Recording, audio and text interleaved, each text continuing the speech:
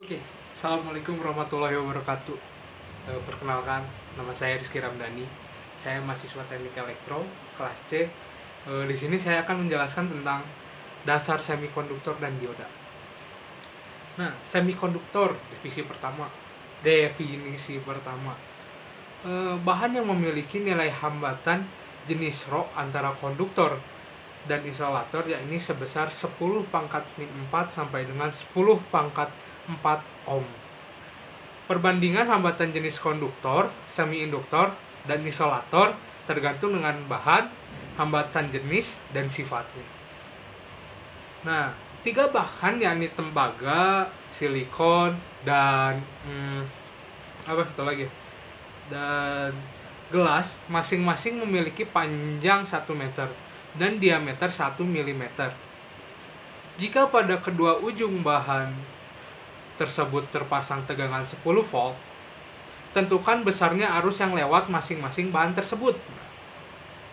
Ya, maka yang pertama kita lakukan adalah menghitung dulu R dengan rumus R sama dengan Rho L per A, atau A sama dengan V kali R kuadrat, atau R sama dengan D per 2. Selanjutnya, hitung I untuk masing-masing bahan dengan rumus I sama dengan V kali V per R. Nah, setelah itu maka kita akan dapat mengetahui arus terhadap atau tegangan terhadap masing-masing komponen atau masing-masing bahan yang tadi ya. Nah, kemudian bahan-bahan semikonduktor. Bahan-bahan semikonduktor yaitu ada trivalen atau logam-logam yang memiliki atom-atom dengan jumlah elektron terluar 3 buah seperti boron, gallium, dan indium. Kemudian yang kedua tetravalen. Nah, logam-logam yang memiliki atom-atom dengan jumlah elektron terluar 4 buah seperti silikon dan germanium. Ketiga, pentavalen, logam-logam yang memiliki atom-atom dengan jumlah elektron luar 5 buah seperti fosfor, arsenikum, dan antimon. Nah, nanti saya akan masukkan tabel periodik semikonduktor. Nah, kemudian bahan-bahan semikonduktor. Bahan yang paling banyak digunakan adalah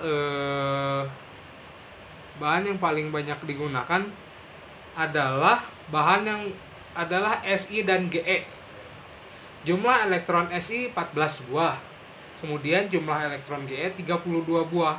Jumlah elektron valensi atau elektron terluar Si maupun Ge masing-masing 4 buah. Jenis ikatan kovalen. Jenis semikonduktor intrinsik.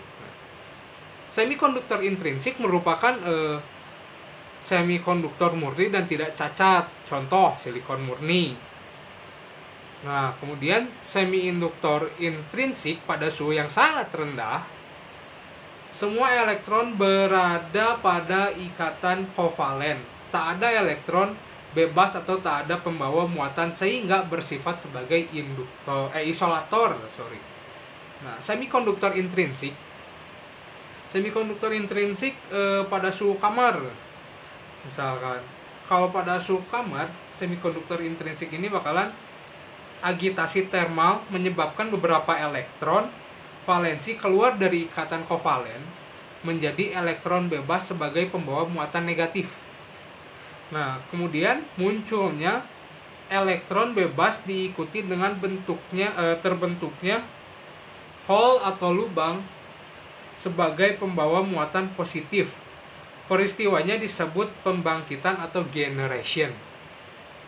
Nah, kemudian satu lagi yaitu jika dipasang pada potensial terjadi aliran arus atau sebagai konduktor dengan konduktansi rendah. Nah, nanti setelah ini akan saya masukkan sifat bahan silikon dan germanium atau menurut tabel Millman tahun 1960 ya. Nah, jenis semikonduktor ekstrinsik, tadi intrinsik, sekarang ekstrinsik. Nah, semikonduktor ekstrinsik, semikonduktor yang memperoleh pengotoran atau penyuntikan atau doping oleh atom asing. Misalnya satu, pengotoran oleh atom pentavalen, S seperti P, AS, atau SB. Atom pengotornya disebut atom donor, pembawa muatan elektron. Nah, kemudian kalau semikonduktor tipe P, yang tadi semikonduktor tipe N ya. Kalau yang tipe P, pengotoran oleh atom trivalen seperti B, Ga, Ln. Atom pengotornya disebut atom akseptor. Akseptor atau pembawa muatan Hall. Jadi semikonduktor. Jenis semikonduktor ekstrinsik, tujuan doping meningkatkan konduktivitas semikonduktor dan memperoleh semikonduktor dengan hanya satu pembawa muatan atau elektron atau hole saja. Perbandingan doping, atom dopan atau atom murni sama dengan 1:10⁻⁶ sampai dengan 10⁻⁸. Dopan adalah atom pengotor.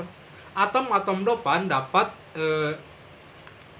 semikonduktor tipe N adalah atom-atom pentavalen dan dinamakan atom donor. Sedangkan pada semikonduktor type P, trivalen dan dinamakan atom akseptor.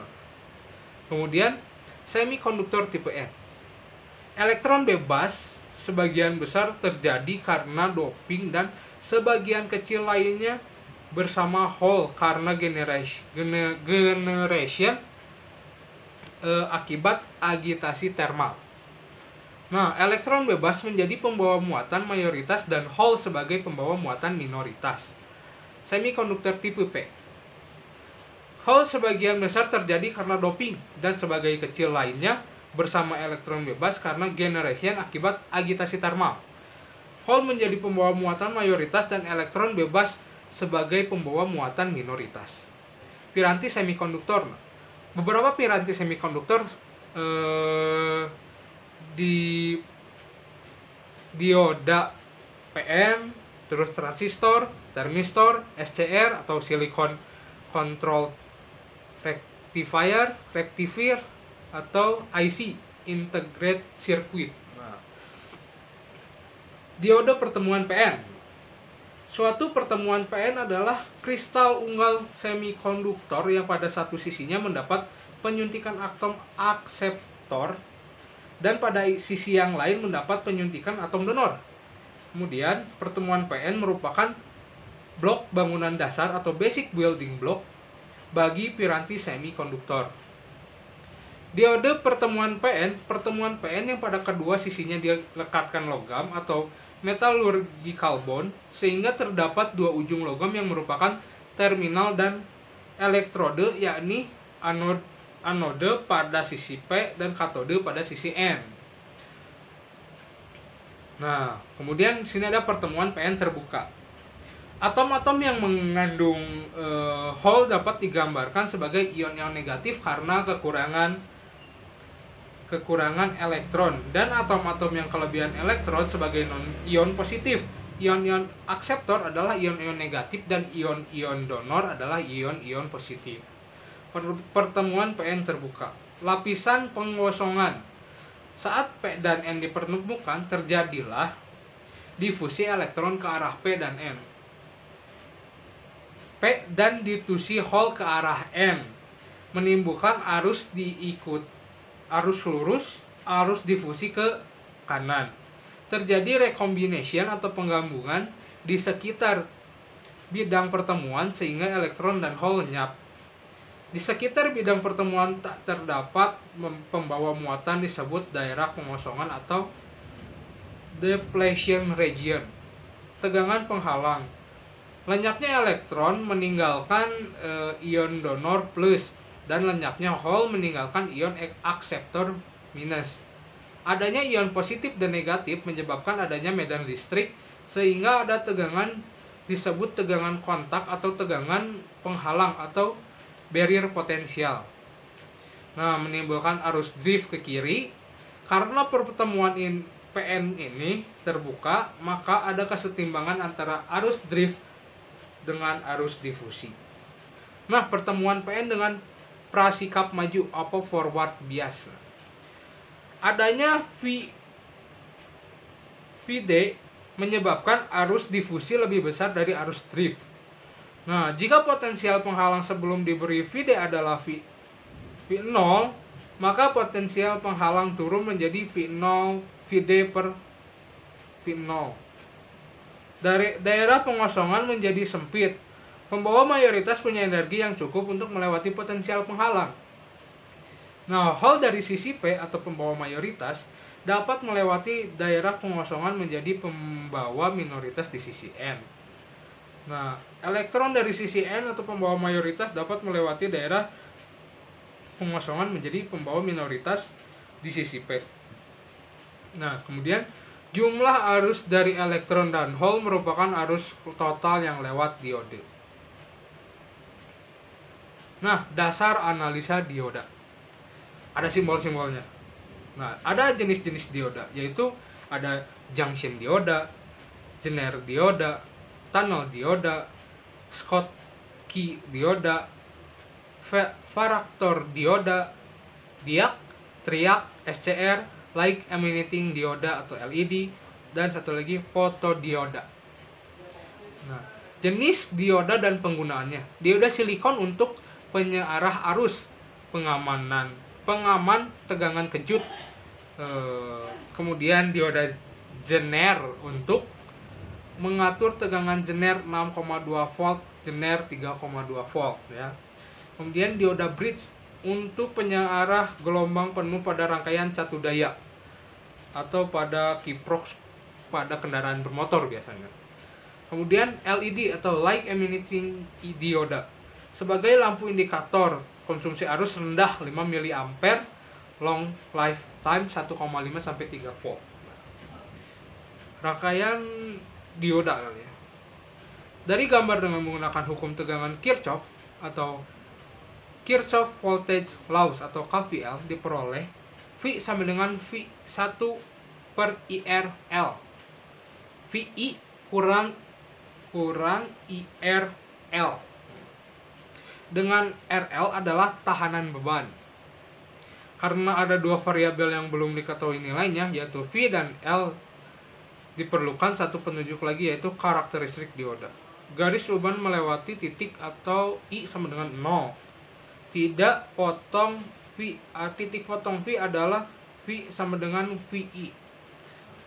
Dan V sama dengan 0. Titik potong adalah I sama dengan VI per RL. Nah, model dioda. Satu pendekatan pertama, dioda ideal.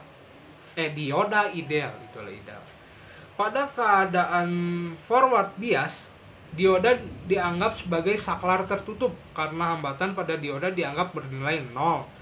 Pada keadaan reverse bias, dioda dianggap sebagai saklar terbuka karena hambatan pada dioda dianggap bernilai tak hingga.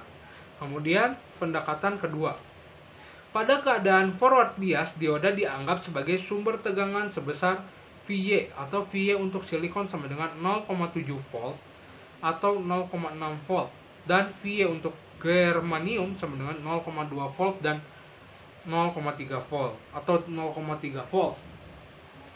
Nah, pada keadaan reverse bias, dioda dianggap sebagai saklar terbuka karena hambatan pada dioda dianggap bernilai tak hingga, sama. Nah, kemudian pendekatan 3. Pada keadaan forward bias, dioda dianggap sebagai sumber tegangan sebesar sama. Tapi pada keadaan reverse bias, dioda dianggap sebagai resistansi reverse. Ya, mungkin cukup sekian pembahasan tentang sumber dioda dan aplikasinya atau dasar semikonduktor dan dioda. Cukup sekian. Wassalamualaikum warahmatullahi wabarakatuh.